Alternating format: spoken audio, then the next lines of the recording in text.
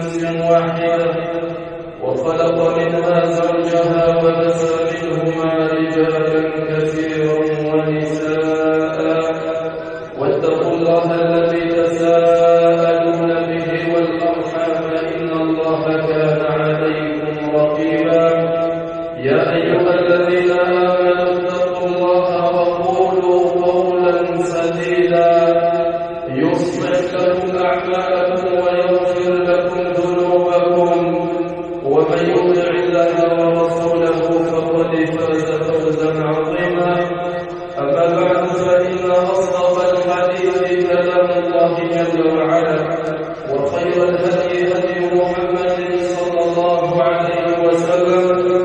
وشر الأمور محدثاتها وكل محدثة بدعة وكل بدعة ضلالة وكل ضلالة في النار وأن ما قل وكفى خير مما كثر وألهى إنما توعدون لآت وما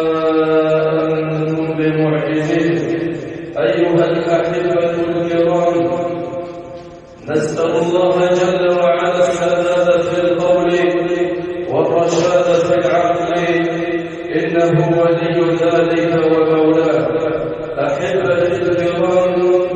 النبي صلى الله عليه وسلم في بيته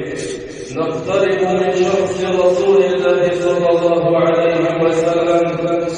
ونحاول جاهدين أن تكون سنته واقعا في حياتنا لمكن النبي صلى الله عليه وسلم في بيته لأن للبيوت أسرارها في البيوت عباد الله أفراح وأتراح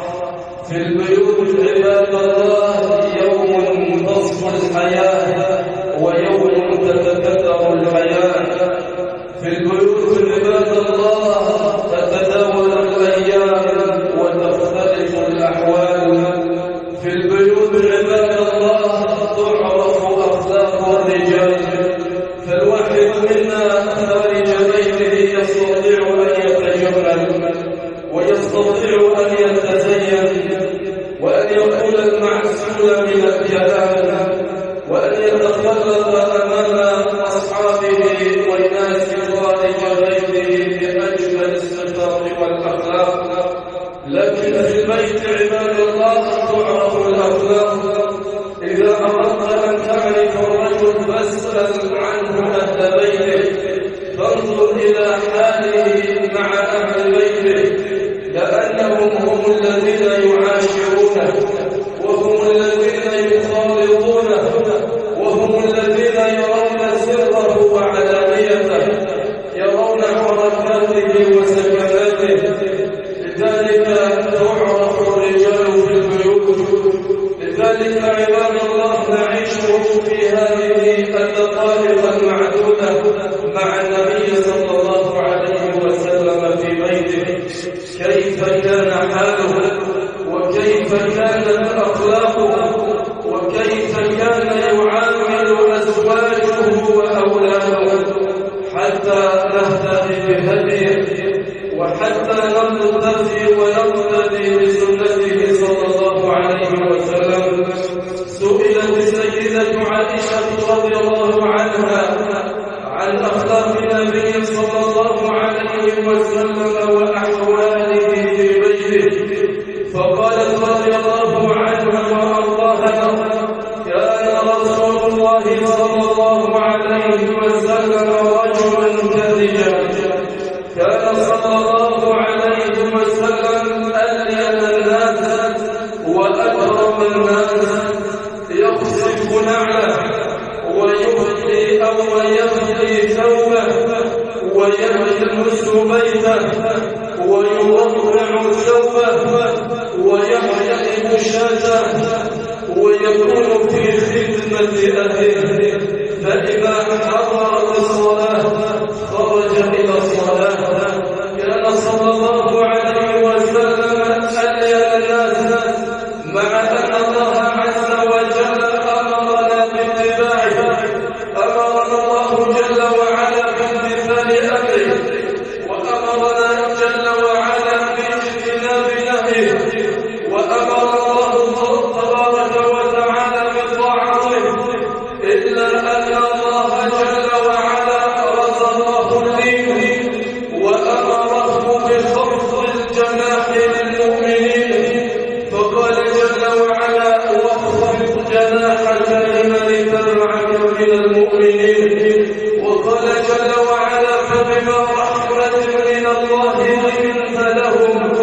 ولو كنت فظا غليظ القلب لانفضوا من حولك. هذا هو حاله صلى الله عليه وسلم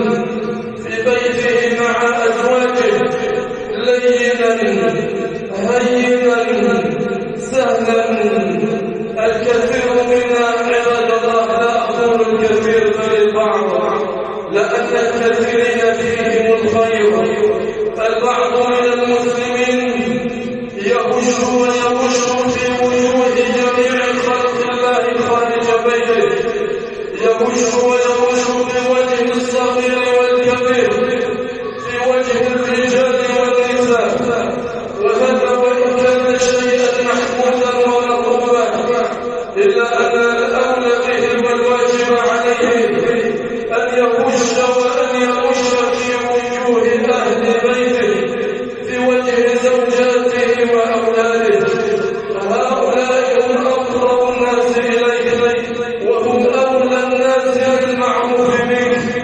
وأولى الناس بالتبسم في وجوههم. النبي صلى الله عليه وسلم يخدم أهله ويكنس بيته ويرضع ثوبه ويخصف نعله. هل كان بيت النبي صلى الله عليه وسلم كبيرا كبيوتنا ليحتاج منه كل هذا العمل وكل هذا الاهتمام؟ هل كان بيت النبي صلى الله عليه وسلم يتكون من عدة غرف ومن عدة طوابق ومن غرف وأوض واستراحات ومساحات واسعة وشاسعة وأغراض وأمتعة ليحتاج إلى كل هذا العمل؟ هل كانت زوجات النبي صلى الله عليه وسلم يشتكين من كثرة العمل كما يشتكي بعض من نسائنا؟ لقد كان بيت النبي صلى الله عليه وسلم حجرة واحدة، حجرة صغيرة عدة خطوات وأغراضه صغيرة قليلة، ليس له حظ في متاع الدنيا، ومع ذلك يدخل السرور على أهل بيته بأن يقوم بشؤونه وأن يقوم بعمله. بل يداعب صلى الله عليه وسلم أزواجه ويمرح ويضحك ويلعب معهن ويسمح لهن باللهو المباح، بل لم يقل لشيء فعلنه لما فعلتن ذلك، ولا لشيء لم يفعلنه لما لم تفعلن ذلك، ما دام أنه لا ينتسب إلى الشرع، ما دام أنه لا يخالف أمرا أو يوافق نهيا، بل ويسابق أزواجه ويقطع بينهن. يسابق عائشة رضي الله عنها ويأمر جيش المسلمين جيشا جرارا كبيرا أن يتقدموا ويتأخر هو وزوجه ويسابقها فتسبقه لأنها لا زالت صغيرة لم تحمل اللحم بعد، ثم يضعه يتفكر هذه الذكرى الطيبة مع زوجه وهذه اللحظات السعيدة مع زوجته، وتمر عليه سنين وسنين وهو لا ينساها، حتى يكون في غزوة أخرى ويأتي الموقف والمشهد ليذكره بهذه الذكرى، فيأمر الجيش أن يتقدموا ثم يسابقها فيسبقها بعد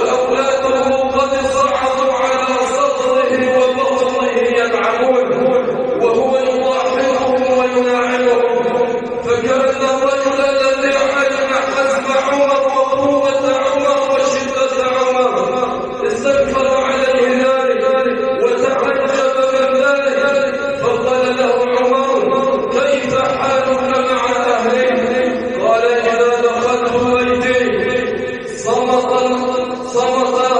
أو سكت المتكلم وجلس الواقف